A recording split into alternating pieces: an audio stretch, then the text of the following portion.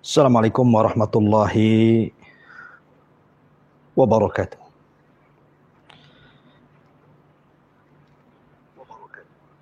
Alhamdulillah wassalatu wassalamu ala Rasulillah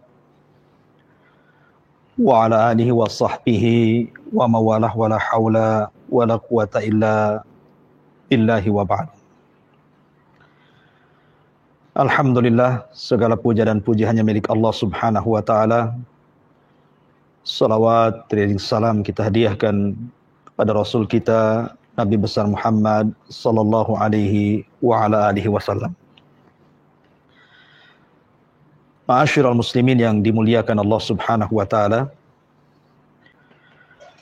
Nabi sallallahu alaihi wasallam bersabda, "Yakhrujud dajjal fi khiffati minad din wa idbarin minal ilm." Sesungguhnya Dajjal keluar di saat manusia sangat meremehkan agamanya dan lari dari ilmu pengetahuan agama. Saat manusia lemah tentang akidah, saat manusia lemah tentang ibadah, kerusakan di dalam akhlak tersebar, kerusakan di dalam muamalah tersebar, kerusakan di dalam ibadah dan akidah tersebar. Orang mulai bermuamalah dengan muamalah riba, berdusta, melakukan kezaliman, melakukan penyimpangan dalam ibadah, jauh daripada sunnah Nabi SAW dan menyimpang dari akidah. Tersebarnya kesyirikan, tersebarnya maksiat.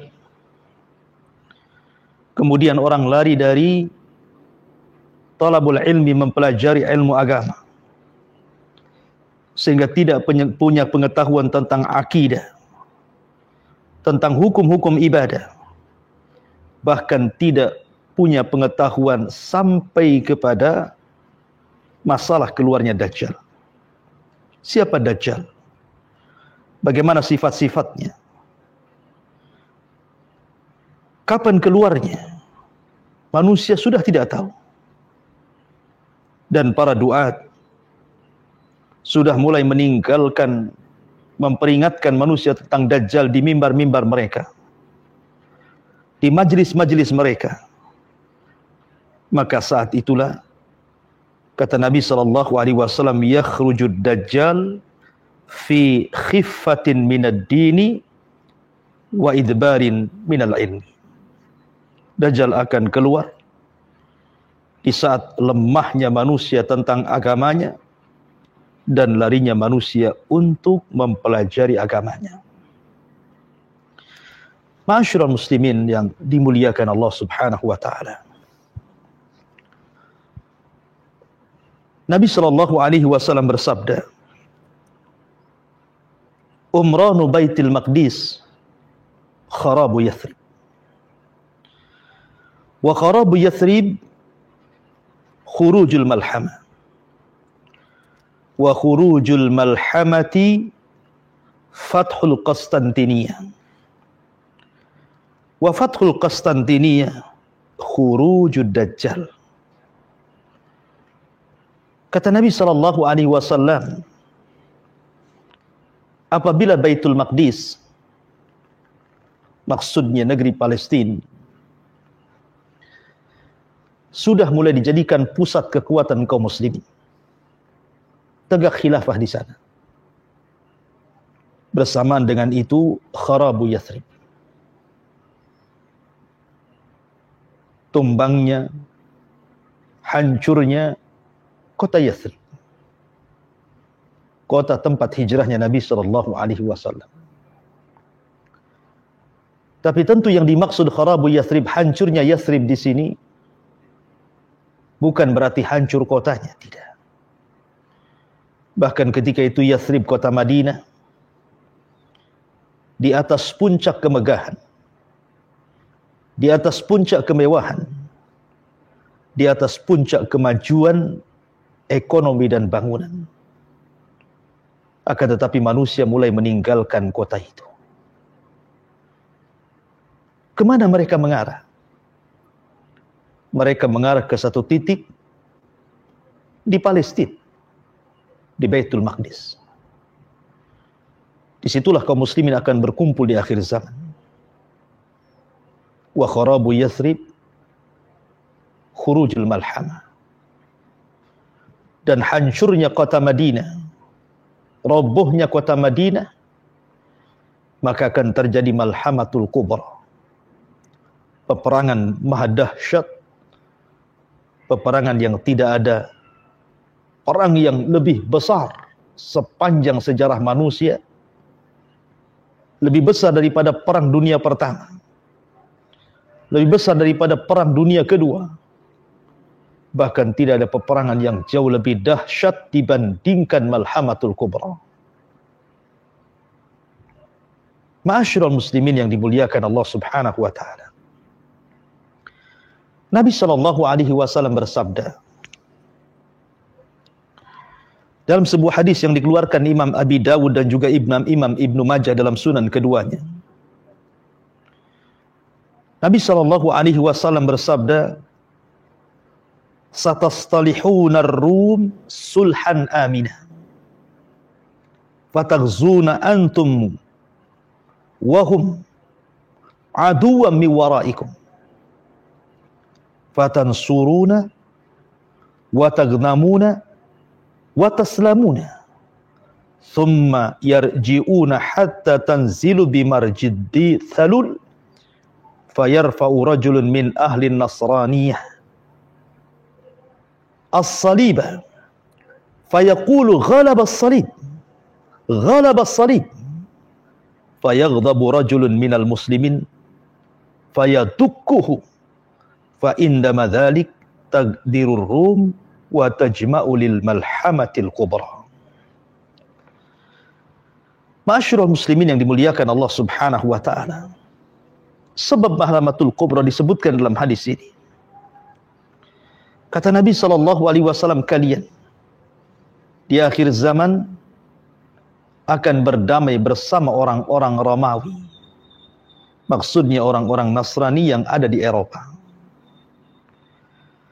Kalian akan berperang bersama mereka, melawan musuh di belakang-belakang kalian. Tentu yang dimaksud sebelah timur Madinah, Damaskus. Maka kalian akan dimenangkan. Kalian akan mendapatkan harta rampasan perang, kata Rasul. Dan kalian akan mendapatkan kemenangan yang gemilang. Kemudian kalian akan kembali ke tempat yang disebut dengan Marjidi Talul. Tiba-tiba kemudian seorang laki-laki yang beragama Nasrani dari tentara Romawi mengangkat salib dan mengatakan ghalabas salib, salib telah menang, salib telah menang. Maka seorang laki-laki dari kaum muslimin ghadib, marah. Maka kemudian dipukulnya sampai dia meninggal. Maka ketika itulah berkhianatlah orang-orang Romawi. Kemudian mereka berkumpul untuk berperang melawan kaum muslimin dalam malhamatul kubra. Ma'asyiral muslimin yang dimuliakan Allah Subhanahu wa taala. Maka setelah terjadi malhamatul kubra dan kaum muslimin dimenangkan, maka ketika itulah mereka akan menuju ke sebuah kota yang disebut dengan Konstantinopel. Kota yang sebagiannya daratan dan sebagiannya lautan. Dan dimenangkan hanya dengan takbir Allahu Akbar. Maka ketika kemudian mereka sedang meletakkan suyufuhum, pedang-pedang mereka, ala syajarati zaitun, di atas pohon-pohon zaitun. Tiba-tiba kemudian ada isu Dajjal telah keluar dan menuju rumah-rumah mereka di Syam. Maka kemudian pasukan kaum muslimin memerintahkan 10 penunggang berkuda. Kata Nabi SAW, aku tahu sifat-sifat mereka. Aku tahu sifat-sifat kuda mereka. Dan mereka sebaik-baik penunggang kuda pada hari itu, kata Nabi SAW. Ma'asyiral muslimin yang dimuliakan Allah Subhanahu wa taala. Waktu Malhamatul Kubra dan juga keluarnya Dajjal itu tidak lama. Karena sebagian para ulama berdasarkan hadis Mu'adz bin Jabal radhiyallahu an dari Malhamatil Kubra, pembebasan Konstantinopel, kemudian keluarnya Dajjal fi 7 asyhur, itu hanya ada pada 7 bulan. 7 bulan ini terjadi 3 peristiwa besar. Perang maha dahsyat, kemudian pembebasan Konstantinopel, kemudian keluarnya Dajjal. Ma'asyiral muslimin yang dimuliakan Allah Subhanahu wa taala. Dalam hadis Muslim dari hadis Abi Hurairah radhiyallahu an, Nabi SAW bersabda, la taqumus sa'ah hatta yanzila rum bil a'maq au dabik. Tidak akan tegak hari kiamat sampai orang-orang Romawi berkumpul di A'maq ataupun di Dabik. Dan Dabik adalah selatannya Suriah. Maka keluarlah tentara dari kota Madinah Damaskus. Kata Nabi SAW, tentara kaum muslimin yang keluar dari kota Damaskus ini, hum min khiyari ahlil ardi. Mereka sebaik-baik manusia yang berada di kolong langit. Maka apabila kemudian bertemu tentara kaum muslimin dalam Malhamatul Kubra dengan tentara orang-orang Romawi, orang-orang yang mengangkat salib, maka keluarlah 1/3 pasukan kaum muslimin. Tetapi 1/3 pasukan kaum muslimin ini, kata Nabi SAW, ya la yatubullahu alaihim abada. Allah tidak akan menerima tobat mereka selamanya. Kenapa? Karena 1/3 pasukan yang pertama dikeluarkan mereka para pengecut. Sebagian mereka tunggang langgang dan sebagian mereka bergabung dengan tentara Nasrani. Makanya kata Rasul, la yatubullahi alaihim abada. Allah tidak menerima tobat mereka selamanya. Kemudian dikeluarkan lagi 1/3 pasukan kaum muslimin. Hum afdalus syuhada'a indallah. Maka 1/3 pasukan berikutnya mereka gugur ketika melawan tentara salib di Malhamatil Kubra. Tapi Rasul mengatakan mereka seafdol-afdolnya orang yang mati syahid yang ada di kolong langit di hadapan Allah Subhanahu wa taala. Kemudian dikeluarkan sisanya 1/3-nya. La yaftanuna abada.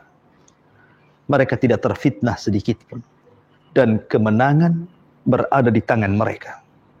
Salib kalah. Dengan 1/3 pasukan yang betul-betul berani. Lillahi ta'ala.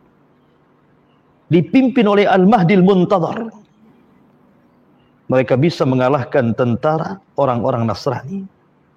Kata Nabi SAW, ketika terjadi Malhamatul Kubra, kemudian bergerak kaum muslimin membebaskan Konstantinopel hanya dengan ucapan takbir, tiba-tiba Dajjal keluar. Ma'asyiral muslimin yang dimuliakan Allah Subhanahu wa taala. Lalu seberapa besar tentara musuh kala itu? Dalam hadis Bukhari, tentara Rum atau disebut dengan Bani Asfar, lahu 80 alamun waraya. Mereka gabungan dari 80 negara. Tahta kulli rayatin 12 alfa muqatil. Dan setiap satu negara membawa 12.000 pasukan. Kaum muslimin melawan 80 negara. Dan satu negara akan mengirim 12.000 pasukan tempurnya. Ma'asyiral muslimin yang dimuliakan Allah Subhanahu wa taala. Akan tetapi sekalipun jumlah musuh kala itu lebih banyak dibandingkan musuh kaum muslimin, Allah Subhanahu wa taala berfirman, "Kam min fi'atin qalilatin ghalabat fi'atan katsiratan biidznillah." Berapa banyak pasukan yang sedikit mampu mengalahkan pasukan yang besar, tidak lain karena izin dari Allah Subhanahu wa taala. Ma'asyiral muslimin yang dimuliakan Allah Subhanahu wa taala. Nabi sallallahu alaihi wasallam bersabda, "Falahu arba'una lailatan yasihuna fil ardi al-yawmu minha kas-sana wal yawmu minha kasyahri wal yawmu minha kal jum'ati thumma sa'iru ayyamihi ka ayyamikum hadhi." Ketika Dajjal keluar, kata Rasul, maka Dajjal akan keluar selama 40 malam. Tidak ada satu tempat di bumi, tidak ada satu jengkal tanah di kolong langit kecuali Dajjal akan menginjaknya. Dajjal akan masuk ke kutub-kutub. Dajjal akan masuk ke daerah-daerah normal, ke gunung-gunung, ke lereng-lereng, ke bukit-bukit, ke lembah-lembah, ke perkotaan, ke perdesaan, ke semua tempat. Tidak ada satupun tanah di bumi kecuali diinjak Dajjal. Kecuali 2 kota yang dipagari oleh para malaikat, maksudnya Al-Makkah wal Madinah, Mekah dan Madinah. Kata Nabi SAW, ketika Dajjal keluar selama 40 malam, maka 3 malam Dajjal akan keluar ke kutub-kutub, ke daerah yang siangnya lama atau malamnya lama, ke daerah yang satu harinya sama dengan setahun, satu harinya sama dengan sebulan, dan satu harinya sama dengan sejumat. Baru hari keempat, Dajjal akan keliling ke hari-hari yang normal, waktu siang dan malamnya. Ma'asyiral muslimin yang dimuliakan Allah Subhanahu wa taala. Dajjal akan keluar memfitnah manusia, membawa surga dan neraka, membawa api dan air, memfitnah manusia. Dan Nabi SAW pernah mengatakan, kalau Dajjal hidup di hadapan kalian sementara aku hidup, aku yang akan melawannya. Akan tapi kalau Dajjal itu kemudian keluar di antara kalian dan aku sudah tiada, maka masing-masing kalian harus melawannya. Masing-masing kalian harus berhujjah terhadap Dajjal. Dan tidak ada yang sanggup melawan Dajjal. Hampir kebanyakan penduduk bumi akan menuhankan Dajjal, menjadi pengikut Dajjal. Hanya sedikit orang-orang yang dirahmati Allah Subhanahu wa taala yang akan selamat dari fitnah Dajjal. Dan Dajjal akan keluar di negeri yang mayoritas orang-orang Syiah Iran, Asfahan, diikuti 70.000 Yahudi Asfahan, dan akan bergerak mengelilingi bumi untuk memfitnah manusia sampai akhirnya dibunuh oleh Isa bin Maryam di Babil Lut, di tempat mayoritas yang sekarang dipenuhi orang-orang Yahudi di kota Israel. Karena bagi orang-orang Yahudi, Dajjal adalah Mesius mereka, penolong mereka. Makanya ketika terjadi Malhamatul Kubra, di mana orang-orang Yahudi Kenapa yang berperang orang Islam melawan orang-orang Nasrani yang berkhianat kepada kaum muslimin di akhir zaman? Karena orang-orang Yahudi kaum yang pengecut. Mereka sembunyi ketakutan. Saat kemudian terjadi malhamatul kubra dan dimenangkan kaum muslimin, maka Dajjal akan keluar kepada mereka. Marah karena orang-orang Yahudi tidak berani perang. Dari sini Rasul mengatakan la yakhrujud Dajjal illa ala ghadbatin yaghdibuha. Tidak akan keluar Dajjal kecuali karena ada kemarahan yang menyulutnya. Dan Dajjal marah dengan orang-orang Yahudi karena mereka tidak berani perang dalam malhamatul kubra. Sejak itulah Dajjal memimpin orang-orang Yahudi pertama dari kalangan Yahudi Asfahan, 70.000 Yahudi lengkap dengan atribut di kepala mereka. Kemudian berperang melawan kaum muslimin. Dan banyaknya mengikut Dajjal. Menjadikan tentara kaum muslimin, tentara Al-Mahdil Muntadhar, harus sembunyi di Bukit Tur sampai kelaparan. Sehingga kepala kerbau jauh lebih berharga dibandingkan emas dan perak. Karena laparnya. Ma'asyiral muslimin yang dimuliakan Allah subhanahu wa ta'ala. Lalu, bagaimana kisah selanjutnya? Bagaimana peran Dajjal dalam memfitnah manusia? Bagaimana terbunuhnya Dajjal? Bagaimana tentara Al-Mahdil Muntadhar? Dan bagaimana turunnya Isa bin Maryam yang akan membunuh Dajjal? Tentu ini pembahasan yang berseri. InsyaAllah kita akan terangkan di lain kesempatan, mudah-mudahan ada manfaatnya. Akhirul kalam, billahi taufiq wal hidayah. Subhanakallahumma bihamdika asyhadu an la ilaha illa anta astaghfiruka wa atubu ilaik. Allahu ta'ala alam. Assalamualaikum warahmatullahi wabarakatuh.